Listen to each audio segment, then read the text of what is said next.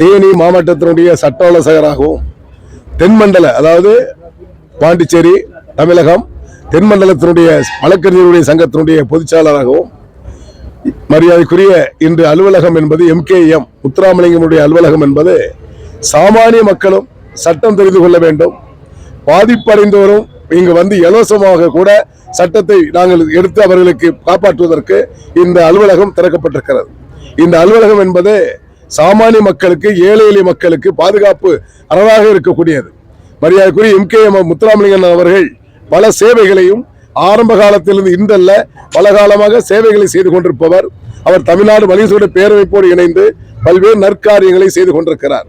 ஆகவே இந்த அலுவலகம் திறக்கக்கூடிய அலுவலகம் என்பது அனைத்து தரப்பு மக்களுக்கும் பயன்படக்கூடிய அலுவலகமாக, குறிப்பாக ஏழை எளிய மக்களுக்கு மிக மிக குறைந்த கட்டணம் இல்லாமலும் செயல்படுத்தக்கூடிய அலுவலகமாக செயல்படும் என்பது வாழ்த்துவதோடு தெரிவித்துக் கொள்கிறேன்.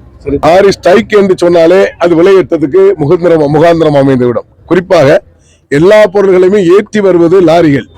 ஆகவே லாரி உரிமையாளர்களை அழைத்து அரசு சுமூகமாக அதை தீர்த்து வைக்கப்பட வேண்டும். அவர்கள் வேலை நிறுத்தத்தை ஈடுபட்டு விடாமல் அரசு முறையாக அவர்கள் செம்மையாக பேசப்பட்டு அந்த பிரச்சனையை தீர்வு காண வேண்டும் என்பதை தமிழ்நாடு வணிகசூட பேரமைப்பு வலியுறுத்துகிறது. தோல் அகற்றப்பட வேண்டும் என்பதை தமிழ்நாடு வணிகசூட பேரமைப்பு தொடர்ந்து எதிர்ப்பு குரல் கொடுத்து கொண்டிருக்கிறது. சமீபத்திலே காலாவதியான தோலை அகற்றப்பட வேண்டும். இன்று 60 கிலோமீட்டர் தோல் என்பது தமிழகத்திலே மாறுபட்டு சுழற்சியாக தோல் கட்டணம் அமைக்கப்பட்டு மக்களிடத்தில் பணத்தை, அதாவது ஒரு கந்து வெட்டி பிடுங்குவது போல பிடுங்கி கொண்டிருக்கிறார்கள். இதை மாற்றம் செய்ய வேண்டும் என்பதை வலியுறுத்தி வருகின்ற அடுத்த வாரத்தில் மத்திய மரியாதைக்குரிய நிதின் கட்காரி அவர்களை நேரடியாக சந்தித்து முறையிட இருக்கிறோம்.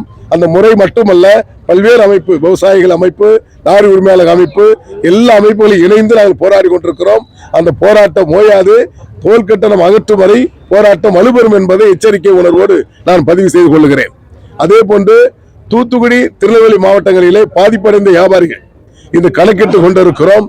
ஏறக்குறைய 5000க்கும் மேற்பட்ட வியாபாரிகள் முழுமையாக தொழிலை விட்டு விலகக்கூடிய அவலம் ஏற்பட்டிருக்கிறது. ஆகிய மத்திய நிதி அமைச்சர் அவர்களை சந்திப்பதற்கு நேரம் கேட்டிருக்கிறோம். வருகின்ற வாரத்தில் அவர்கள் சந்திக்கக்கூடிய வாய்ப்பு தெரிகிறது.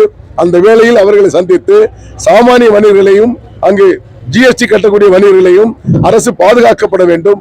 குறிப்பாக ஓராண்டுக்கு EMI கட்டுவதை நிறுத்தி வைக்கப்பட வேண்டும். அவரால் கட்ட முடியாது. அதுபோன்ற பல பிரச்சனைகள் ஏற்பட்டு கொண்டிருக்கிறது.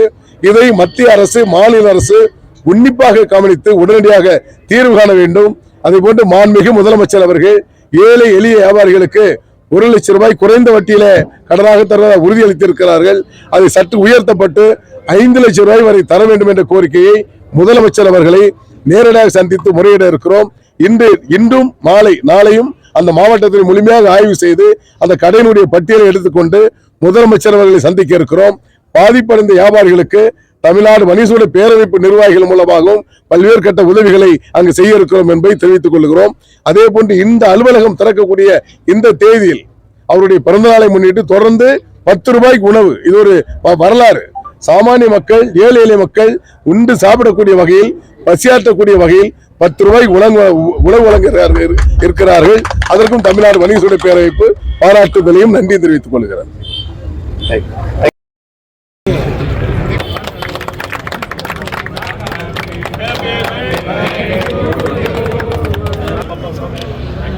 அப்படியே இருங்க சார். ஊட்டிட்டு ரைட்டா ஊட்டி